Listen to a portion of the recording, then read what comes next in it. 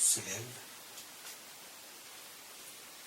Merci Jésus, merci éternel Dieu, mon Dieu, merci pour ta grâce, pour ta faveur envers ton peuple. Tu nous permets d'être dans ta présence ce matin, pour te célébrer et te dire merci pour tes bienfaits dans notre vie. Dispose maintenant le cœur de chacun pour recevoir ta parole. Au nom de notre Seigneur Jésus. Amen. Ce matin, nous allons voir quelque chose d'important. Quelque chose de très, très, très important. Vous savez, le corps humain a besoin de nourriture. Le corps humain a besoin de nourriture. Le corps a besoin de nourriture. Et vous allez dire, mais pourquoi on parle de nourriture du corps aujourd'hui? Oui, il est important que souvent on parle de certaines choses qui dépassent votre entendement afin que vous puissiez comprendre l'existence de l'homme lui-même sur la terre. Nous sommes là, nous vivons, mais on ne comprend pas beaucoup de choses. Est-ce que toute nourriture est bonne pour le corps? Est-ce que toute nourriture est bonne, pardon? Est-ce que toute nourriture est bonne pour le corps? Est-ce que toute nourriture est bonne pour le corps? Beaucoup vont dire oui. D'autres diront, moi je ne tire pas de nourriture. Tout ce qui me tombe sous la main, je mange. Oui, tu manges tout ce qui te tombe sous la main. D'autres diront même qu'il y a des régions ici sur la terre, où il y a des gens qui consomment tout. C'est vrai qu'il y a des régions ici sur la terre où il y a certaines personnes, il y a certains peuples qui consomment tout. Mais ils veulent tout consommer, c'est ça la réalité. Ils veulent tout consommer. Cela ne veut pas dire que parce qu'ils veulent tout consommer, tout ce qu'ils consomment leur fait du bien à leur corps. Non.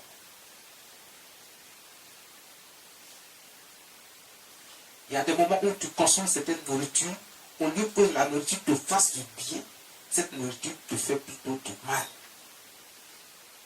Parce que cette nourriture ne va pas avec ton corps. Elle n'est pas faite pour ton bien-être. Ton corps ne résiste pas à cette nourriture. Et si ton corps ne résiste pas à cette nourriture, que feras-tu? Parce que tu es en train, cette nourriture, après l'avoir consommée, tu tombes. Elle peut te tuer. Elle peut te rendre malade.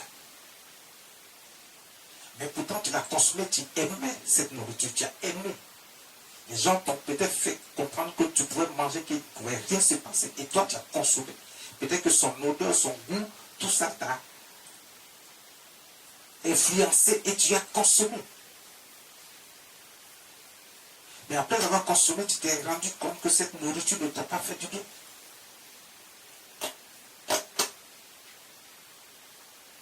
Ce qui veut dire que toute nourriture n'est pas bonne pour le corps, même si toute nourriture est bonne. Après l'avoir consommé, tu peux mourir. Après l'avoir consommé, tu peux mourir. Mais quelle est cette histoire de nourriture ce matin? La nourriture, oui. Vous voyez déjà que la nourriture, toute nourriture n'est pas bonne à consommer. Il faut choisir une bonne nourriture qui va permettre à ton être, à ton corps, de pouvoir régénérer une vitalité, une santé, de te permettre de vivre sainement, dans la tranquillité, sans que tu aies des problèmes de santé, sans que cela ne te conduise à la mort.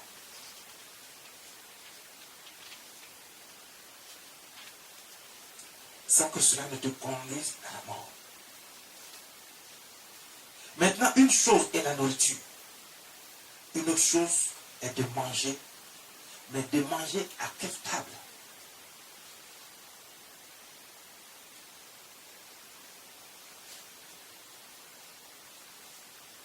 Il y a ce matin le Saint-Esprit qui nous enseigne que non seulement toute nourriture n'est pas bonne à manger, mais il ne faut pas manger non plus à n'importe quelle table.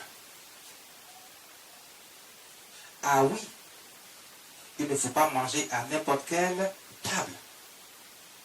Regardez l'humain lui-même, l'homme lui-même en général. Il y a des situations qui se sont présentées où tu es allé à un certain endroit et la nourriture qu'on t'a donnée était une nourriture empoisonnée. Parce qu'on voulait te faire du mal. Tu as mangé à cette nourriture et ça ne t'a pas fait du bien. Il y a d'autres qui sont morts, ils ont perdu la vie. Il y a des gens qui ont été infectés par certaines nourritures. Donc, une chose est la nourriture. Une autre encore est de ne pas manger à n'importe quelle table. Est-ce qu'il faut manger à n'importe quelle table? Non. Il faut manger à la bonne table. La table où tu sais que tu es en sécurité. Et la nourriture que tu consommes à cette table est une bonne nourriture qui te permet de vivre pour ton bien-être et qui ne va pas te causer de problèmes. On a dit, ah, ce matin, cette histoire de nourriture. Oui.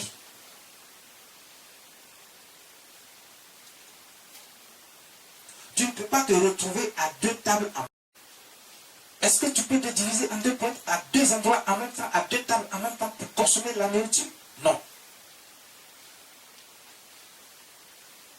Non. Il est important de le savoir. Il faut savoir choisir à quelle table tu manges. Il faut savoir choisir qui est ton Dieu.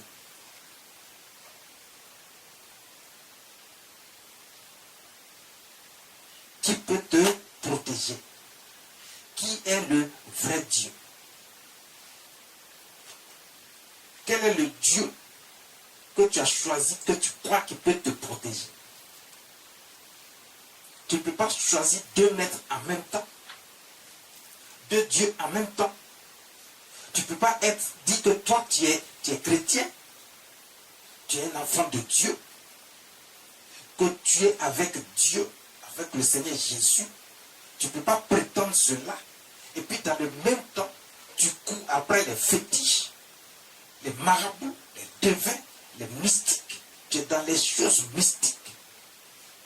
Les choses abominables qui sont contre nature, animées par le pouvoir de Satan. Ces choses animées par le pouvoir de Satan. Et tu dis que toi aussi, tu es chrétien. Toi aussi, tu es enfant de Dieu. Parce que chaque jour, chaque dimanche, peut-être tu vas à l'église.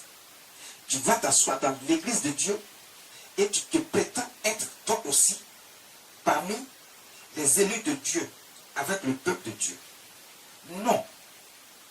Tu ne peux pas manger à deux tables en même temps et tu ne peux pas servir deux maîtres en même temps. Tu dois faire un choix. Si tu choisis d'être avec Dieu, reste avec Dieu. Si tu as choisi d'être avec Satan, alors reste avec Satan. Mais tu ne peux pas manger à deux tables en même temps. Tu ne peux pas servir deux maîtres en même temps. Je vous ai dit qu'il y a une table qui donne la vie. Il y a une autre table qui donne la mort. Dieu, c'est la vie. Satan. Tu cours après le maraboutage. Tu cours après le fétiche. Tu cours après les choses mystiques. Et tu prétends que toi aussi, tu es un enfant de Dieu. Quand on parle de l'église de Dieu, tu dis que tu fais partie. Et il y a des gens qui tapent leur poitrine pour dire, nous tous là, on est chrétiens. Je vous ai toujours dit, et je n'arrêterai jamais de le dire, il y a le sorcier dans l'église. Il vient, il s'assoit parmi vous, il dit qu'il est chrétien. Donc est-ce que le mot chrétien là même convient à tout le monde? Non. Ça ne convient pas aux vrais enfants de Dieu. Les vrais enfants de Dieu sont les fidèles de Dieu qui ne vont pas voir ailleurs. C'est le peuple de Dieu choisi, les élus, les brebis de notre Seigneur Jésus. Ils ne vont pas voir ailleurs. Ils restent fidèles à Dieu.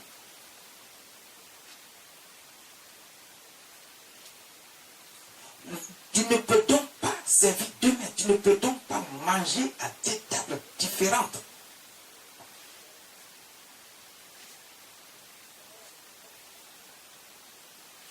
peux pas manger à deux tables différentes. C'est impossible. Il y a une table qui donne la vie, il y a une table qui donne la mort. Mais la table qui donne la vie, c'est la table où se trouve Dieu, où se trouve notre Seigneur Jésus. C'est à cette seule table que tu obtiens tout ce dont tu as besoin sur la terre. En tant qu'un être humain, en tant qu'homme. Pour ton bien-être, pour ta vie, pour ta sécurité, pour ta protection, pour ton mariage, pour ta richesse, pour ton enfantement. Tu n'as besoin qu'une seule table. La table de Dieu, la table de notre Seigneur Jésus. La table qui donne la vie.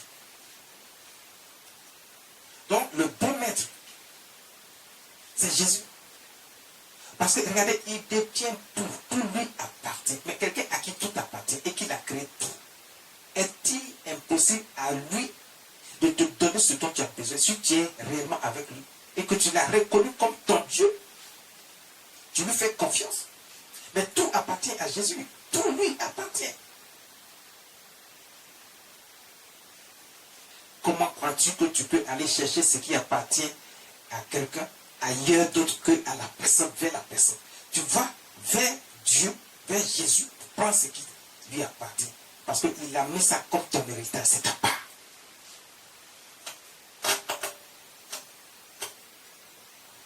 C'est ta part.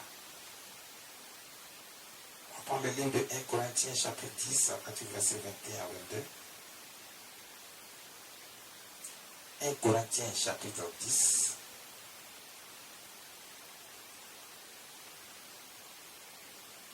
Corinthiens, le chapitre 10, à partir du verset 21. Faisons la lecture.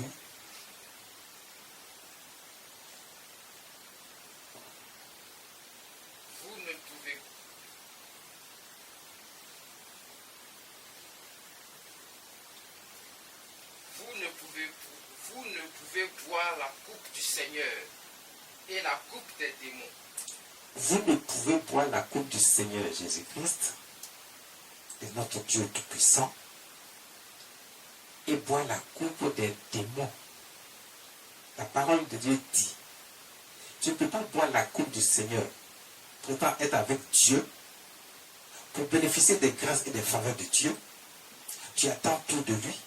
En même temps, tu cours après la coupe de Satan. Que les démons viennent vous proposer. Les démons qui sont les agents de Satan. Donc tu ne peux pas courir après Dieu et courir en même temps après Satan. Et prétendre que là où tu gagnes vite, là, c'est ça que tu vas prendre. Mais est-ce que Satan a quelque chose? Il n'a rien. Tout ce qu'il prétend donner à quelqu'un, il le vole. C'est un voleur.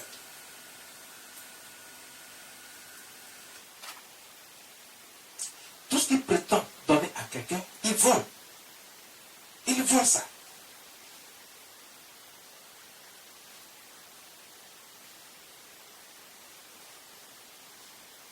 Parce que rien ne lui appartient, tout appartient à Dieu, tout appartient à notre Seigneur Jésus. C'est ton héritage. C'est toi ton héritage. Ça a été mis à part pour toi. Dieu veut que tu acceptes qu'il est ton Dieu, le seul et le vrai Dieu, créateur des cieux et de la terre. Et lui aussi te reconnaîtra comme un enfant de Dieu. Il te mettra parmi les brebis. Choisis les élus à qui il donne son héritage. À qui il donne son héritage.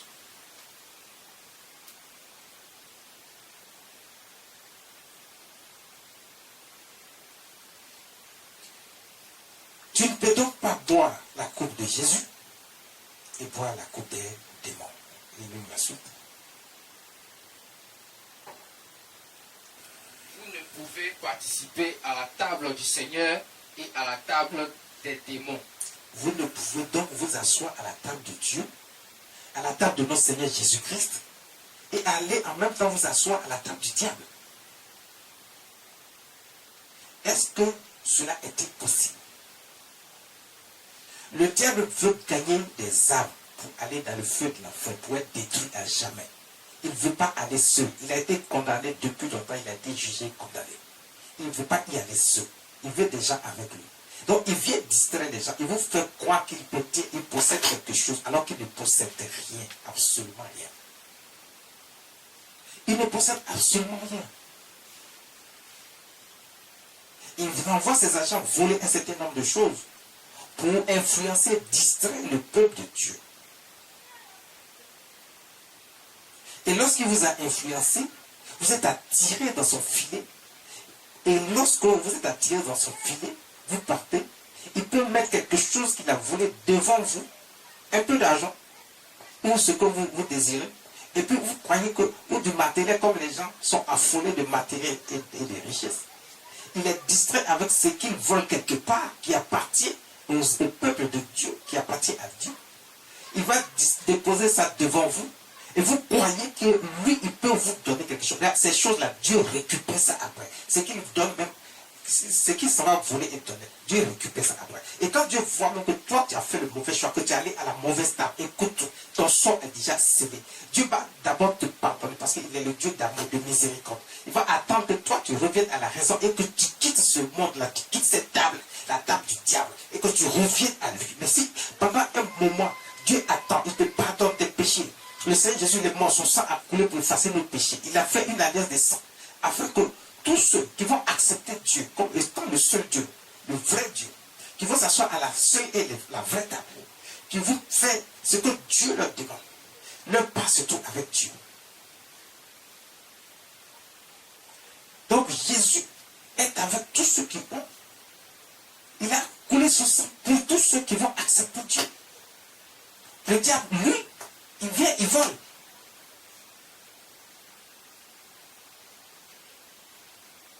Tu fais le mauvais choix. Il pense qu'il appartient aux enfants de Dieu, au peuple de Dieu.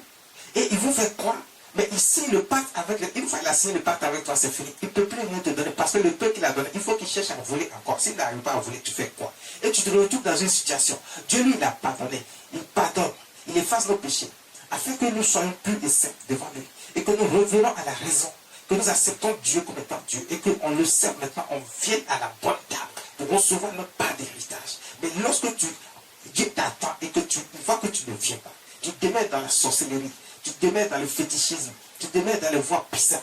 À un moment donné, le châtiment qui est réservé à ces personnes qui ont quitté la bonne table et qui ne sont pas avec Dieu, ceux qui reçoivent un châtiment qu'ils reprendront de leurs œuvres ici, sur la terre.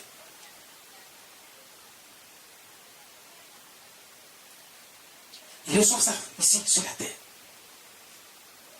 Dieu envoie des tribulations dans la vie de ces personnes-là pour qu'ils comprennent qu'il est le seul Dieu. Il est le seul maître, il est le seul capitaine à bord. Il n'y a pas deux capitaines dans un bateau. Il y a un seul capitaine. C'est lui qui tient le gouverneur, c'est lui qui dirige tout. Dieu est le seul capitaine. C'est lui qui a tout. C'est lui qui détient tout. C'est lui qui peut te protéger. C'est lui qui peut te guérir. Pendant que tu prends du temps et que tu dis que bon, ok, tu vas aller voir de l'autre côté parce que tu crois que là-bas on obtient rapidement. C'est faux. On n'obtient rien rapidement là-bas, ce n'est pas vrai. Au moment où tu es parti là, s'il n'a pas encore volé quelque chose pour te donner, si Satan n'a pas encore volé quelque chose pour te donner, tu fais quoi? Tu crois que tu peux obtenir rapidement? Non, c'est faux. Parce qu'il n'a rien. Il ne crée rien, il ne fabrique rien, il n'a rien, il n'a rien créé non plus, il ne fabrique rien non plus. Donc il ne peut rien faire pour toi. Toi qui crois qu'il peut faire quelque chose pour toi, alors qu'en réalité, il ne peut rien faire pour toi. C'est ça la réalité.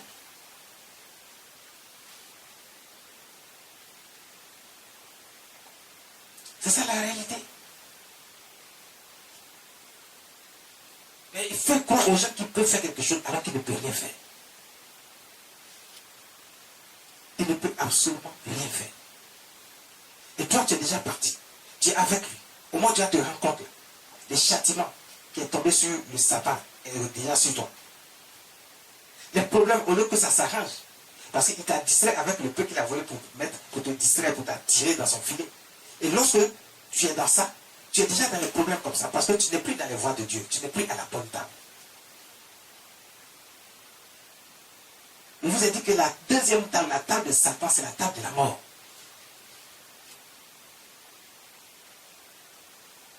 Tu manges à cette table, tu es foutu. Tu décides d'aller manger à cette table, tu es foutu. La seule bonne table, où il y a la protection, il y a la sécurité, il y a les bons mets, il y a la bonne nourriture qui donne la vie, c'est la table de Jésus. C'est la table de Jésus. Il n'y a aucune autre table que celle de Jésus. Il n'y a aucune autre table que celle de Jésus. C'est la table de Jésus qui donne la vie. C'est la table de Jésus qui donne la vie. Comprenez donc qu'il faut faire le bon choix. Le choix de la bonne table. Le choix de la bonne nourriture. La nourriture qui guérit, la nourriture qui donne la vie, la nourriture qui protège. Il n'y a que Jésus seul qui donne la vie. Le verset 22 dit quoi?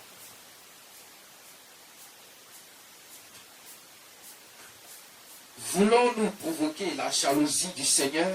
Sommes-nous plus forts que lui?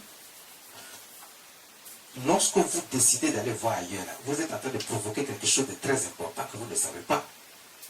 Le Dieu que nous servons, le Dieu créateur des cieux et de la terre, qui a créé toutes choses, c'est un Dieu jaloux. Vous savez pourquoi il est jaloux?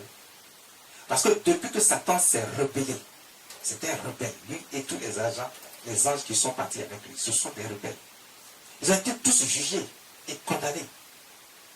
Maintenant, c'est eux qui distraient le peuple de Dieu, c'est eux qui distraient les hommes sur la terre, qui leur font croire qu'eux aussi, ils sont capables d'eux.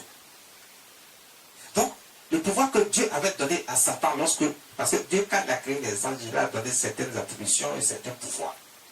Le pouvoir de Satan est resté avec lui. Dieu ne lui a pas arraché. Mais il est déjà condamné. Il ira dans le feu, il sera détruit à jamais. Mais bien avant ça, le pouvoir que Dieu lui a donné, là, ça y est encore avec lui. C'est avec ça qu'il distrait les gens. Mais son pouvoir n'est rien à côté du pouvoir de Dieu. Son pouvoir n'est rien à côté de la puissance de Dieu. Il ne peut rien faire avec ce pouvoir qui puisse dépasser le pouvoir de Dieu. Ce n'est pas possible. C'est-à-dire que son pouvoir, le pouvoir même qu'il a eu, il distrait les gens avec là. C'est un tout petit pouvoir. Ce n'est absolument rien. C'est vrai, c'est un pouvoir, mais ce n'est absolument rien comparé à la puissance de Dieu, comparé au pouvoir de Dieu. Donc il ne peut rien faire. Quand tu es avec Dieu, là, il ne peut rien te faire. Parce que Dieu, le pouvoir de Dieu est au-dessus de tout pouvoir. La puissance de Dieu est au-dessus de toute puissance. Qui te garde, qui te protège. Donc Satan ne peut rien te faire. Vous avez peur pour rien. Donc quand vous partez déjà là-bas, vous êtes condamné avec lui. Tu fais le mauvais choix en choisissant d'être dans la sorcellerie. Tu t'es condamné toi-même. Parce que la sorcellerie que tu fais n'est rien. Ce n'est aucun pouvoir qui puisse faire quelque chose. C'est parce que les gens ne savent pas plus qu'ils ont peur. C'est un petit pouvoir.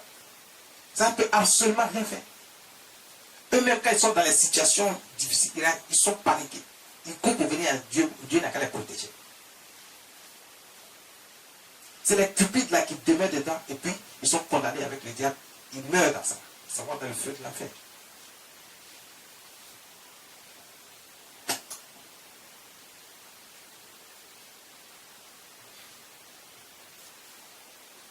Il faut rester à la bonne table.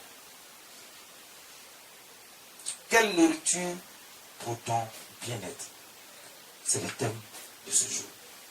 Quelle nourriture pour ton bien-être?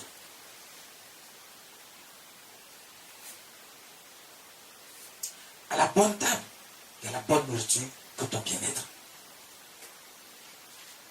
À la table du Seigneur Jésus, il y a la nourriture qu'il faut pour ton bien-être. La nourriture de la vie. La table de la vie.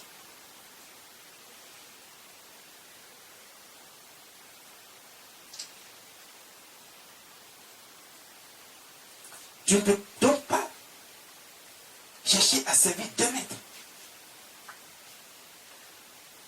Tu cours après ce que le diable a semé, qui vient des mains des hommes, qui a été établi par les mains des hommes, et que les petits démons essaient d'animer. Les féticheurs, les marabouts, les mystiques. Et puis toi, tu prétends que tu fais partie du peuple de Dieu. Mais Dieu te regarde, il te voit, rien ne reste caché, tout sera révélé, dit la parole de Dieu. Donc pendant que tu crois que tu es caché, que tu es en train de faire quelque chose, Dieu t'observe, il te regarde, il te voit. Il a d'ailleurs te noter. Il nous dit que nous sommes notés chaque jour. Nous sommes évalués, notés chaque jour. Donc le jugement se fait chaque jour. C'est pour ça qu'on parle d'un dernier jugement. Parce que chaque jour, il y a un jugement qui est fait. Donc toi qui es dans les choses bizarres, ne crois pas que c'est à la fin des temps qu'on va juger tout le monde là que non. Je vais vous dire quelque chose. Tout le monde est jugé maintenant, chaque jour. Et c'est en fonction de ce jugement que Dieu décide à un moment donné s'il doit commencer les châtiments sur ta vie ou bien s'il doit te bénir avec ses grâces et ses faveurs. De toutes sortes de bénédictions. Quand tu vois qu'il commence à te bénir de toutes sortes de faveurs et de ses grâces, ça veut dire que tu as été jugé bon. Tu as fait le bon choix, tu es à la bonne table. Mais quand tu vois que les problèmes commencent à trop te submerger et puis tu dois rester dans ça et tu dois périr, ce n'est pas quelque chose qui a été fait par l'ennemi, mais que tu as provoqué toi-même parce que tu as fait le mauvais choix. Tu es allé à la mauvaise table, tu as choisi le mauvais maître. Est-ce que quelqu'un peut-il choisir 2 maîtres? Servir 2 maîtres? C'est impossible. On va servir 2 maîtres. C'est impossible. Matthieu chapitre 6, verset 24. On ne peut pas servir 2 maîtres. Alors rapidement.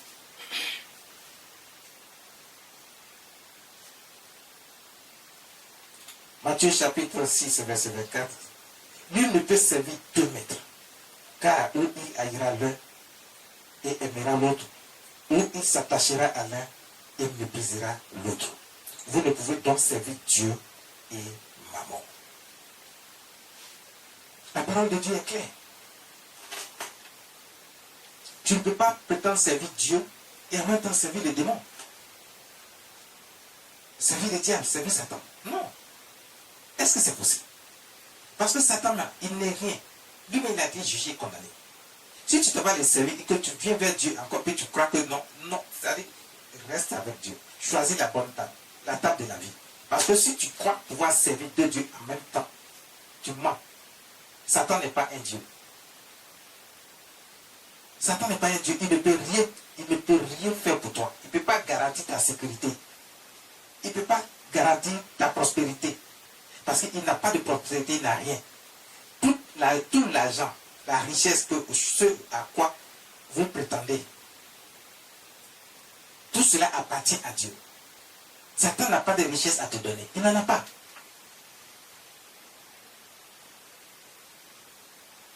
Tout appartient à Dieu.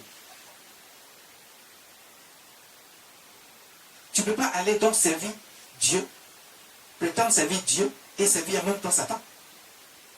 Démon. Dieu a tout. Il a tout créé. Tout lui appartient. Satan n'a rien. Tu vas vers lui. Il te donne quoi? Il ne peut pas assumer ta sécurité. Il ne peut pas te protéger. Tu es malade, il ne peut pas te guérir. Tu vas rester dedans, tu vas mourir. Parce que lui, il veut que les hommes aient des problèmes. C'est son but, c'est son objectif. Il n'est pas là pour te faire du bien, contrairement à ce que vous croyez. Le féticheur, le mystique, s'ils pouvaient faire du bien aux gens, pourquoi ils ne se font pas du bien à eux-mêmes? Pourquoi ils sont eux-mêmes dans les problèmes? Pourquoi lorsqu'ils sont coincés, eux tous là cherchent à être sauvés par Dieu? Pourquoi? Parce qu'il y en a qui courent après pour venir vers Dieu. Pourtant, au début, ils vous font croire qu'ils sont tout puissants. Ils ont tout pouvoir de faire toutes choses, alors que ce n'est pas vrai. Satan même là, il va vers Dieu tous les jours pour demander la permission à Dieu avant de poser une action. Et vous croyez qu'il est capable de faire quelque chose pour vous? Détrompez-vous. Il ne peut rien faire pour vous. Absolument rien. Il ne peut absolument rien pour vous. Vous ne pouvez donc servir Dieu et maman. Vous ne pouvez pas servir Dieu et le diable. Vous ne pouvez pas prétendre être avec Dieu pendant que votre vie se trouve ailleurs, de l'autre côté, avec le diable. Votre attitude, votre façon de parler, votre façon de penser, vos comportements. l'infidélité, l'adultère, le péché à outrance.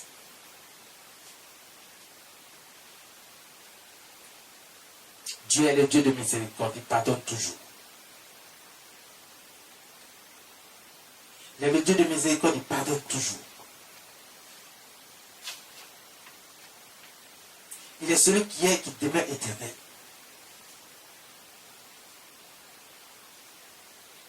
Il est rempli d'amour pour toi. Il ne veut pas que l'homme se perde. Il veut que tout homme soit sauvé. Parce que le péché est rentré dans le monde. L'homme a accepté de faire rentrer le péché dans le monde en allant à la mauvaise table avec le diable. Dieu veut que l'homme quitte cette table, qui vienne à la bonne table. La table qui garantit la vie, qui garantit ta sécurité, ta protection, ta richesse, l'enfantement, le mariage. Lorsque Dieu sait que tu as rempli toutes ces conditions et que tu marches et tu respectes sa volonté, tu lui fais confiance en toutes choses, il n'y a pas de raison que tu ne fasses pas partie de ses héritiers. Ta part, il te donne. Arrêtez de penser qu'avec Dieu, c'est lent.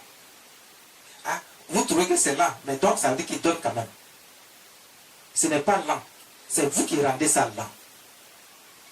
Avec Dieu, c'est ça qui est le plus rapide.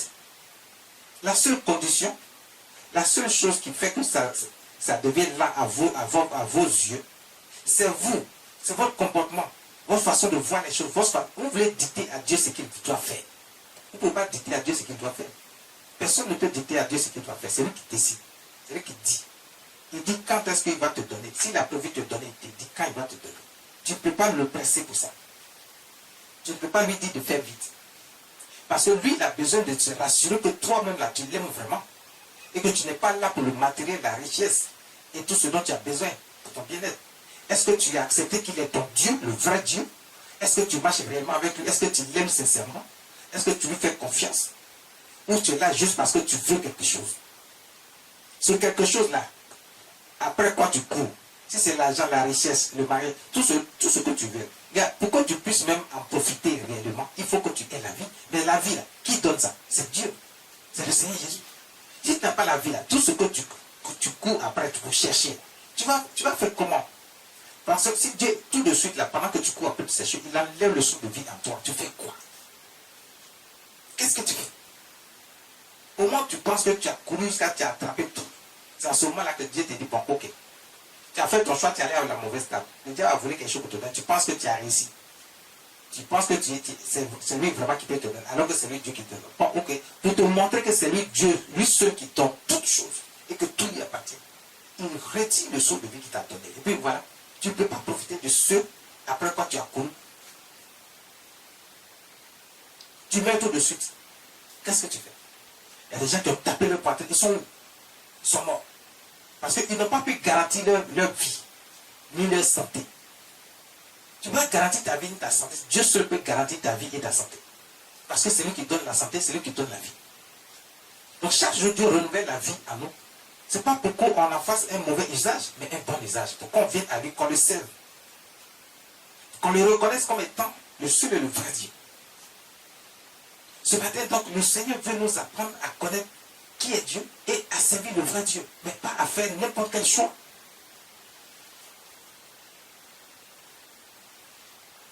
Pas à faire n'importe quel choix. C'est impossible. Il faut faire le bon choix. Le verset 25 dit, c'est pourquoi je vous dis, ne vous inquiétez pas pour votre vie, ni de ce que vous mangerez, ni pour votre corps, de quoi vous serez vêtus. La vie n'est-elle pas plus que la nourriture, et le corps plus que les vêtements? Le verset 25 qui nous le dit. Donc vous voyez ce que Dieu dit. Vous êtes toujours en train de vous inquiéter. Vous pensez que votre temps est passé. Avec Dieu, il n'y a pas de temps passé. Il a donné à Sarah qui avait 90 ans un enfant. Alors qu'elle était stérile. Elle n'espérait plus, mais Dieu lui a dit, c'est lui Dieu. Tout lui appartient, il crée tout, il fait tout ce qu'il veut. C'est lui qui a créé l'homme. Donc, il peut faire tout ce qu'il veut avec l'homme. Qu'est-ce qui est impossible à Dieu? Rien. Sarah étant stérile de naissance, elle ne pensait plus avoir des enfants. Elle a donné même sa servante comme deuxième femme à son mari. Mais Dieu n'est pas limité. Tout lui appartient, il a créé tout. Ton corps là, c'est lui qui a ça. Ton souffle de vie, c'est lui qui a ça. Il dit, ne vous inquiétez pas. Ne vous inquiétez donc pas pour votre vie, de ce que vous mangerez. C'est lui qui donne la bonne nourriture. C'est lui qui te met à la bonne table et qui te donne la bonne nourriture. Ne t'inquiète pas pour ça. Il est là pour ça.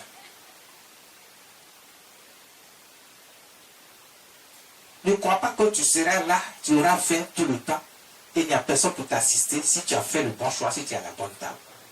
Quand tu es à la bonne table, toi-même tu auras l'embarras du choix parce qu'il y a tellement de bonne nourriture là-bas à manger que tu ne pourras pas manger. Donc Dieu dit, pendant que tu crois que tu n'as rien et que tu crois que tu es pauvre et que tu es dans la misère, il dit, ne t'inquiète pas de ça. Cette pauvreté dont tu parles ou la misère dont tu parles n'est qu'une illusion. Parce que lui, Dieu peut t'enlever de ça. Il peut t'enlever dans ça. Il peut te faire sortir de la boue et te positionner au plus haut niveau afin que tes ennemis là, ils aient honte. Tous ceux qui te méprisaient, ils aient la honte. Parce qu'à un moment donné, eux-mêmes là ne peuvent plus t'approcher. Tellement Dieu t'a élevé. Parce que tu as fait le bon choix, tu es à la bonne table. Tu sais Dieu, mais tu ne sais pas le diable. Donc il dit, ne vous inquiétez pas, parce que c'est lui qui fait, c'est lui qui fait l'homme, c'est lui qui décide. Si c'est lui qui renouvelle le souffle de vie en toi, tu as le souffle de vie maintenant, tu crois que tu as le choix. Tu t'en vas vers Satan, qui ne peut pas renouveler ton souffle de vie. Si Dieu enlève ce souffle de vie, tu fais quoi? Donc il dit, ne vous inquiétez pas. De ce dont vous serez mourir. Au moment où tout le monde te méprise, on ne te considère pas, on te prend pour un misérable. Quelqu'un qui ne sera jamais rien. Mais parce que tu as fait le bon choix de servir Dieu, d'être avec Dieu, tu le reconnais comme ton Dieu, tu marches et tu pratiques ses voies. Dieu dit, tes ennemis, ils auront honte. Parce que Dieu va t'enlever de la misère, de la boue. Il va te positionner à tel niveau, à un tel niveau, que tes ennemis, ils ne pourront même plus s'approcher de toi. Ils auront la honte. Ils auront la honte. Ils ne pourront pas s'approcher de toi. C'est impossible. Parce que tout appartient à Dieu. Tout appartient à Dieu. C'est lui qui a la bonne nourriture pour ta vie, pour ta santé, pour ta protection, pour ton mariage, pour ton enfantement. Dieu seul détient ce pouvoir. Nul autre ne peut.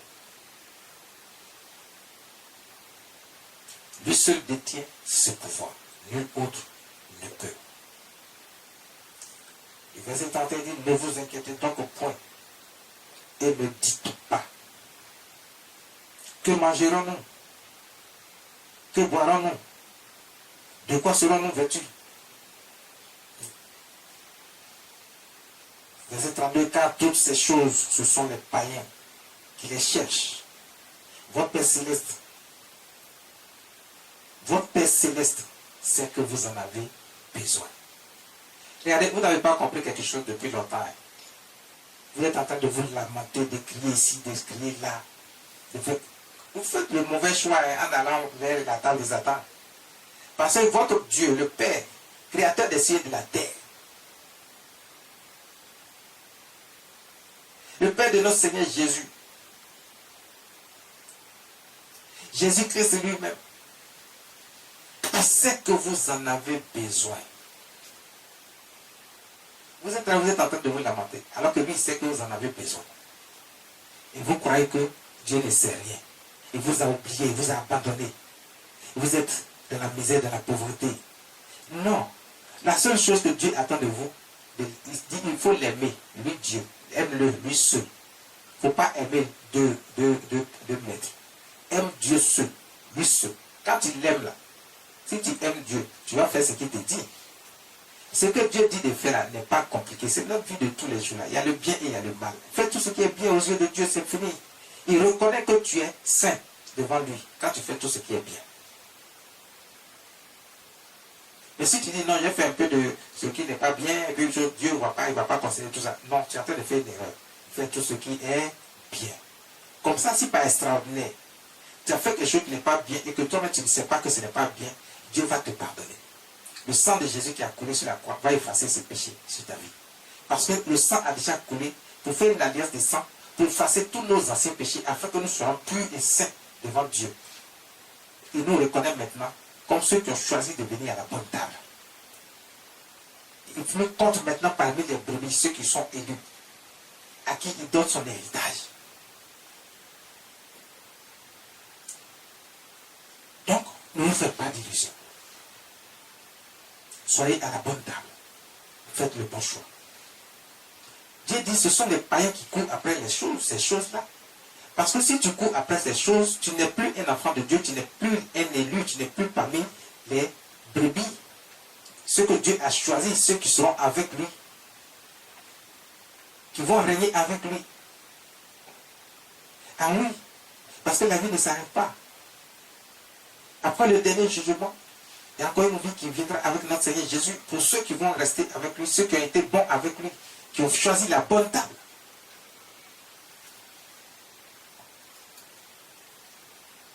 Mais si toi tu cours après ces choses, on ne peut pas te raisonner. Tu cours après l'argent, tu cours après les hommes, tu cours après les femmes, tu cours après tout ce qui est matériel. Tu cours, tu cherches ça seulement. Tu ne réfléchis même pas, c'est ça qui t'intéresse. Dieu lui-même il a créé l'homme là. Est-ce que ce n'est pas Dieu qui a dit il n'est pas bon que l'homme soit seul? Donc attends le moment que Dieu a choisi pour toi, pour te donner ta femme. Attends le moment que Dieu a choisi pour toi, pour te donner ta femme. Pas tes femmes, mais ta femme. Toi aussi, femme, attends que Dieu, le moment qu'il a choisi pour toi, il te donne ton mari. Pourquoi tu cours après les hommes?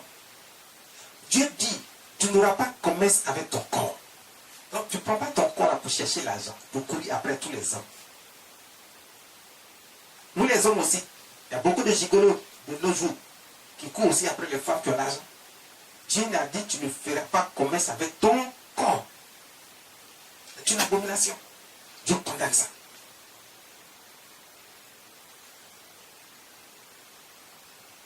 Attends l'homme que Dieu a choisi pour toi, attends la femme que Dieu a choisie pour toi.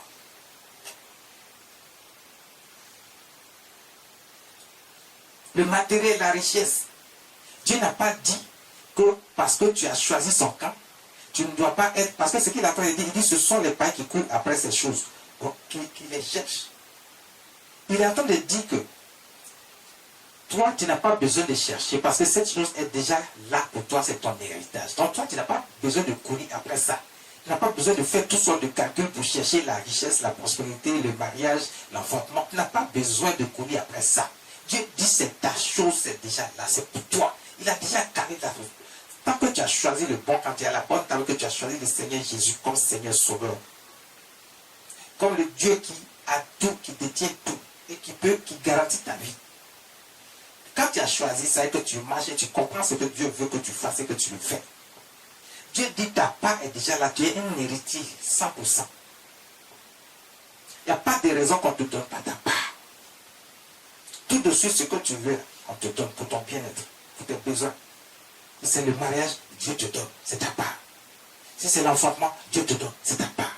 Si c'est la richesse que tu veux, Dieu te donne selon ce que tu mérites, c'est ta part.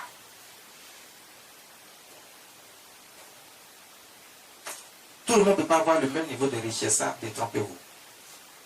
Mais quand tu es avec Dieu, il te donne la richesse selon ce que tu mérites. Selon ce que tu mérites. Selon la position que tu occupes dans sa maison. Tous les enfants sont héritiers, mais est-ce qu'ils ont tous le même, la même valeur d'héritage? Non. C'est selon ce que chacun mérite qu'il reçoit son héritage. Mais tous reçoivent un héritage. Il y en a qui sont déshérités parce qu'ils n'ont pas fait ce qu'il faut pour toucher au cœur de leur Père, non au cœur de Dieu. Si tu ne fais pas ce qu'il faut, tu seras déshérité. Ne te détrompe pas, ne te trompe pas. Si tu ne fais pas ce qu'il faut, par exemple, tu prétends être avec Dieu et que tu ne fais pas ce qu'il faut, tu seras déshérité. C'est clair. C'est aussi clair que le loi. C'est pour ça que le sang de notre Seigneur Jésus qui a coulé sur la croix, qui a été une alliance pour nous, il s'est répandu pour plusieurs, pour la rémission de nos péchés. Mais c'est pour plusieurs, c'est pas pour tout le monde. C'est pour ceux qui vont choisir Dieu. C'est ceux qui vont choisir la bonne table, ceux qui vont choisir de marcher avec notre Seigneur Jésus. Personne d'autre. C'est ceux-là que Dieu reconnaît. C'est à eux que Dieu partage sa richesse. C'est à eux que Dieu fait grâce et faveur. C'est à eux que Dieu donne l'héritage. 2 Chroniques chapitre 1 verset 1 à 10. 2 Chroniques chapitre 1. 2 Chroniques chapitre 1. À partir du verset 1, faisons la lecture rapidement. 2 Chroniques. Prenons rapidement. Donc il dit, ne vous inquiétez donc pas du lendemain, car le lendemain aura soin de lui-même. À chaque jour suffit sa peine. Ça c'est le verset 34 de Matthieu 6. Il dit, ne vous inquiétez donc pas du lendemain, car le lendemain aura soin de lui-même. À chaque jour suffit sa peine. Ne vous inquiétez pas du lendemain, car le lendemain aura soin de lui-même. Quand Dieu vous dit ça, soyez rassurés. Parce que comme je vous ai dit, c'est la bonne table, la table de la vie. Il n'y a rien qui manque là-bas. Tout appartient à Dieu. Tout a été créé par Dieu. C'est lui qui peut te donner tout ce dont tu as besoin. Personne d'autre. Il n'y a rien dont tu as besoin que tu peux trouver avec Dieu. Parce qu'il a tout créé. Tout lui appartient. Donc ne cherche pas ailleurs. Ne cherche donc pas ailleurs. 2 Chroniques, chapitre 1. Partie verset 1. Salomon, fils de David, s'affermit dans son règne. L'Éternel, son Dieu, fut avec lui et l'éleva à un haut degré. Salomon fut là sur l'autel des reins qui était devant la tombe d'assignation. Que Salomon offrit, verset 6, que Salomon offrit à l'Éternel 1000 holocaustes. Salomon offrit donc à l'Éternel 1000 holocaustes. Et ce fut là, sur l'autel des reins, qui était devant la tente d'assignation, que Salomon offrit à l'Éternel 1000 holocaustes. Salomon, il venait d'être roi. Mais c'est quelqu'un qui marchait avec Dieu. Il avait déjà fait son choix. Il n'est pas allé marcher à la mauvaise table. Et ce n'est pas parce qu'il est roi. Il va dire non, moi, tout ce qui m'intéresse, je peux faire ce que je veux parce que je suis au pouvoir. J'ai le pouvoir de faire ce que je veux, donc je fais ce que je veux. Salomon étant roi, et étant même dans toute sa puissance de roi, avec le pouvoir de roi qu'il avait, il restait un homme, mais qui doit être soumis, qui doit garantir la sécurité de son trône et de son royaume, mais en le soumettant à Dieu, pour que Dieu soit celui qui garde et qui protège cette royauté, ce pouvoir qu'il a, ce poste qu'il a obtenu. Parce qu'il n'était pas le seul enfant, il n'était pas le seul enfant. Ils étaient beaucoup. Mais pourquoi c'est à lui que Dieu a fait grâce pour lui donner cet héritage? Parce que c'est lui qui a été trouvé digne de mériter cet héritage. Il aimait Dieu. Il servait Dieu.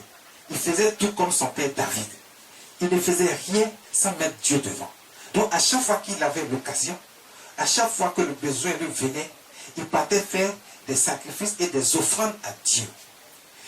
Salomon aimait Dieu. Il ne voulait pas faire quelque chose sans que Dieu ne soit impliqué. Toi, tu fais toute chose et tu écartes Dieu de la vie que tu mènes. C'est lorsque tu es coincé, que tu es dans les problèmes, que tu te souviens que Dieu doit intervenir dans ta vie. Salomon n'attendait pas que Dieu intervienne dans sa vie.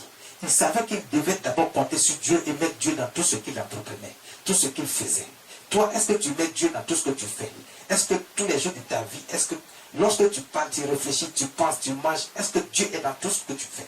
Lorsque tu veux poser une action, est-ce que tu mets Dieu devant d'abord? Parce que Dieu doit être celui qui est au premier plan, qui prend la première place. Et c'est en lui que nous devons nous confier. C'est lui qui donne, parce que c'est lui qui garantit la vie que nous avons. Si ce n'est Dieu, personne d'autre ne peut le faire. Salomon le savait. Il savait que son père aimait Dieu. Et son père ne faisait rien sans Dieu. Lui aussi, lorsqu'il est venu au pouvoir, il ne veut rien faire sans Dieu. Parce qu'il a vu que son père David a été dans des situations très compliquées, très difficiles, où les gens même voulaient enlever sa vie. Ils voulaient sa vie. Mais pourquoi David a été protégé et sécurisé et comment il a été?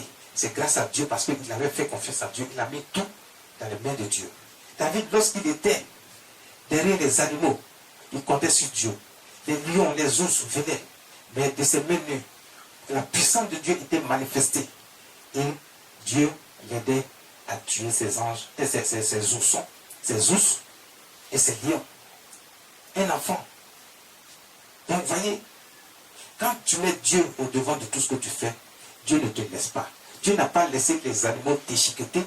David, un enfant qui était dans la brousse en train de surveiller les moutons de son père. Mais il l'a protégé. Salomon savait que Dieu seul peut le protéger. Dieu seul peut garantir son trône. Il était sur le trône, mais la seule chose qu'il savait, il savait que ce qui pouvait assurer la sécurité de son trône, c'était Dieu. Il avait donc Dieu devant, pour que Dieu l'aide. Et dans cette situation, Dieu ne l'a pas abandonné. Il a fait des offrandes à Dieu.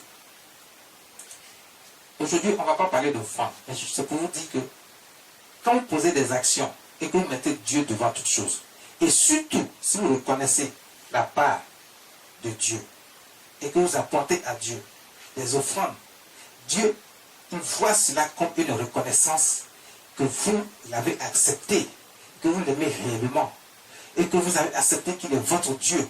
Cette action, Dieu ne laisse pas passer. Et quand vous posez ce genre d'action, Dieu se souvient toujours de vous. Parce qu'il sait que vous l'aimez et que vous ne l'avez pas rejeté et que vous croyez qu'il est le seul et le vrai Dieu capable de votre sécurité, de votre protection, de faire toutes choses pour vous. Vous avez dit que Salomon, il était roi, il avait l'argent, c'est pour ça qu'il se permettait les offrandes. Non, c'est faux. Parce que la veuve qui avait 2 pièces d'argent, elle a fait les offrandes et Jésus a accepté les 2 pièces d'argent. Il a béni cette femme, elle n'a plus rien manqué. Donc ce n'est pas une affaire de non, c'est parce qu'il avait qui donnait. Non. Il faut être reconnaissant avec Dieu, accepter Dieu comme étant Dieu, être à la bonne table, faire le bon choix. À ce moment-là, tout ce que tu veux, là, Dieu va te donner. Regardez, la richesse après laquelle vous courez, Dieu a dit ce sont les païens qui courent après ça. Parce que quand tu es enfant de Dieu, tu ne cours pas après ça. C'est Dieu lui-même. Il dit ta part est déjà là. Et quand bien même ta part est déjà là et que tu crois que tu l'as déjà obtenu, comme le cas de Salomon par exemple, où il est déjà assis, et il a la richesse de la royauté en sa possession. Mais Dieu va dire que cela n'est pas suffisant. Il va lui donner encore davantage. Parce que quand tu es roi là, tu dois être à l'attention de tout le monde. Le peuple vient vers toi. Chacun réclame quelque chose. Donc, ce que tu crois être une richesse peut ne rien signifier. Quand le peuple vient vers toi, les pauvres, les gens qui sont dans la misère, chacun vient t'exposer son problème, tu es obligé de réagir. Mais tu trouves l'argent où, tu trouves la richesse où, si Dieu ne t'en donne pas pour que tu aies davantage pour pouvoir partager. Les présidents ils ont ce qu'on appelle des problèmes de souveraineté. Ils ont l'argent à leur disposition pour que lorsque un besoin se présente de la part du peuple, ils puissent réagir sans forcément que l'argent soit décaissé dans les comptes, dans les caisses de l'État. C'est la même chose pour les rois. Donc, Salomon faisait ce qu'il fallait faire. Il offrait des offrandes à Dieu pour attirer la grâce et la faveur de Dieu sur sa vie. Toi, pour faire l'offrande, tu fais des calculs, tu penses que tu es en train de jeter l'argent. Il y a des gens même qui pensent qu'en faisant offrande à Dieu, ils sont en train de faire offrande à un homme. Il y a des gens qui murmurent avant même de faire l'offrande. D'autres même murmurent, mais ils ne font même pas l'offrande. Ceux qui veulent faire l'offrande, d'autres aussi murmurent. Tu murmures avant de donner, c'est comme si tu as jeté ton argent. Parce que c'est quelque chose qui est normal. C'est le droit qui revient à Dieu. Tu n'es pas en train de donner à un homme, mais tu es en train de donner à Dieu. Parce que c'est Dieu qui va multiplier ce que tu as. Si tu fais des calculs en pensant que Dieu doit attendre d'abord, toi tu as fait tes dépenses d'abord, tu auras plus de problèmes que tu ne le penses. Parce que pendant que tu as pris cet argent que tu as, tu n'as pas fait l'offrande à Dieu, et que tu es en train de faire ce que tu veux, tu auras encore plus de problèmes. Tout cet argent, tu vas le dépenser sans savoir où l'argent est parti. C'est des choses inutiles. Salomon savait ce qu'il faisait. Lorsqu'il a fait des offrandes à Dieu, Dieu s'est souvenu de Salomon. Le verset 7 dit, pendant la nuit, Dieu apparut à Salomon et lui dit, demande ce que tu veux et je te donne. Wow. Quand tu es avec Dieu, Dieu viendra vers toi pour dire, demande ce que tu veux que je te donne. Il va dire ça. Mais tu fais des calculs.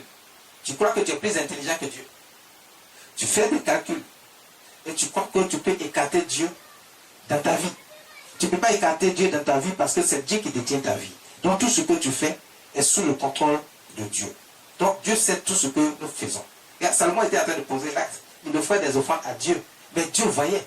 Les gens pensent que si tu veux faire une offrande à Dieu, tu as donné un nom dont Dieu ne sait pas ce que tu as fait. Non, Dieu le sait. Parce que tu as fait une offrande qui touche le cœur de Dieu. Parce que tu as aimé Dieu. C'est en pensant à Dieu que tu as fait l'offrande. Tu n'es pas venu pour faire ça à un homme. La grâce de Dieu vient sur toi et Dieu va venir vers toi. Dans la nuit, Dieu apparut à Salomon dans son sommeil et lui demande, demande ce que tu veux que je te donne. Wow. Salomon était dépassé. Il ne comprenait pas ce qui lui arrivait. Verset 10, il dit, accorde-moi donc la sagesse et l'intelligence. C'est Salomon qui demande ça à Dieu. Il dit, Seigneur, accorde-moi. Il dit, lui pensait qu'il avait déjà tout. Et que ce qu'il avait là suffisait déjà comme richesse. Donc, il n'avait plus la tête sur la richesse, sur quoi que ce soit. Donc, ce que tu crois avoir actuellement là, Dieu ne considère pas ça parce qu'il pense que ce n'est rien. Et toi, tu crois que tu as l'argent, tu es riche, tu es en train de faire le malin avec ça. Non. Dieu peut te donner encore davantage, et même plus. Et toi, tu ne le sais pas. Il peut te donner, et puis garantir cette richesse pour toi. Mais toi, tu crois que tu as. Donc, Salomon, il n'a pas fait cas des richesses. Il n'a pas fait cas de la tête de ses ennemis que Dieu lui donne. Il a dit, accorde-moi donc la sagesse et l'intelligence, afin que je sache me conduire à la tête de ce peuple, car qui pourrait juger ce peuple si grand? Qui pourrait juger ce peuple si grand? Salomon demandait l'intelligence et la sagesse. Il était à la bonne table. Il n'a pas fait le mauvais choix. Il a fait le bon choix. Il était avec Dieu. Donc il savait comment se comporter avec Dieu. Il savait comment marcher avec Dieu. Salomon ne voulait rien faire qui offense Dieu. Il cherche l'intelligence et la sagesse. Est-ce que toi tu cherches l'intelligence et la sagesse? Demande l'intelligence et la sagesse de la part de Dieu afin que tu saches comment te comporter dans cette vie. Afin que tu ne fasses pas le mauvais choix et que tu ne partes pas à la mauvaise table. Ne fréquente pas n'importe qui. Ne confie pas tes problèmes à n'importe qui parce qu'ils ne sauront pas comment te conseiller, comment te donner les conseils qu'il faut pour t'orienter. Beaucoup de conseils vont te désorienter, vont te éloigner de Dieu. Et tu vas aller vers là où tu ne devais pas aller. Tu seras à la mauvaise table et tu vas t'attirer les ennuis parce que tu seras condamné, tu seras jugé, tu seras châtié. Parce que si tu as fait le mauvais choix, parce que tu as reçu les mauvais conseils, parce que toi-même tu es éparpillé dans ton esprit, dans ton âme, tu ne sais pas à qui te confier, tu te confies à n'importe qui. Non. Il faut savoir à qui te confier. Demande donc l'intelligence et la sagesse à Dieu. Lui seul va t'orienter. Il va parler à ton esprit. Et tu sauras vers qui tu peux aller. Si tu as trouvé grâce aux yeux de Dieu qu'il a envoyé un homme de Dieu vers toi, c'est là même que tu as tout gagné. Parce que c'est vers lui maintenant qu'il faut aller. Et il saura t'orienter et te guider. Mais ne t'éparpille pas n'importe où. Avec n'importe qui. Ne prends pas n'importe quel conseil. Surtout avec ton entourage et les gens du monde. Ou même ta famille. Les gens vont te donner de mauvais conseils. Des conseils qui ne vont pas t'aider. Et tu vas te retrouver dans une situation où tu es rejeté par Dieu. Parce que au moment où tu crois bien faire, tu es en train de rejeter Dieu comme ça, en faisant le mauvais choix. Et si tu rejettes Dieu, Dieu aussi va te rejeter.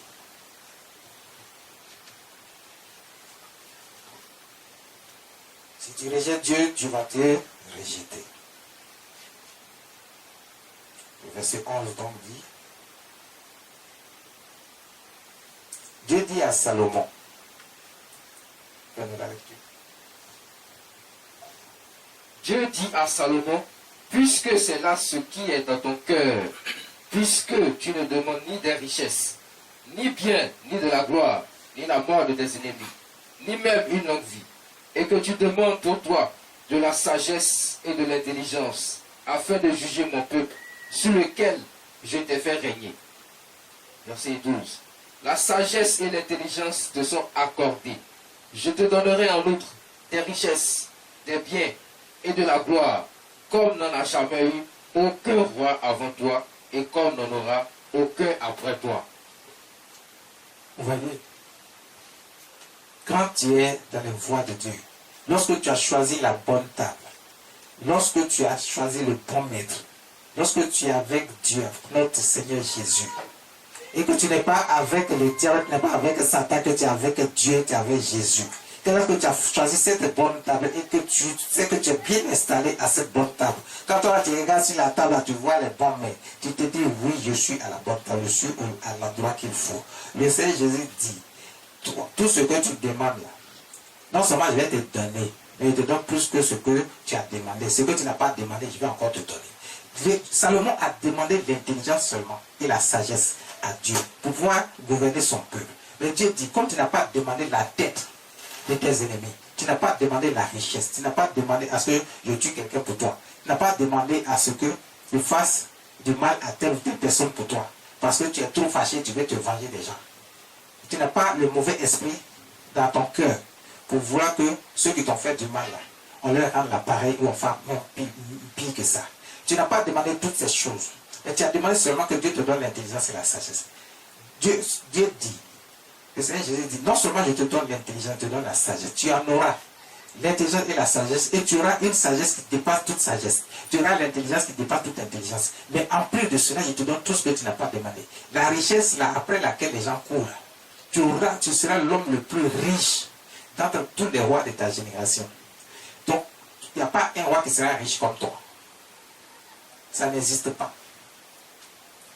Et il n'y a pas quelqu'un non plus qui aura la richesse et l'intelligence et la sagesse que je te donne.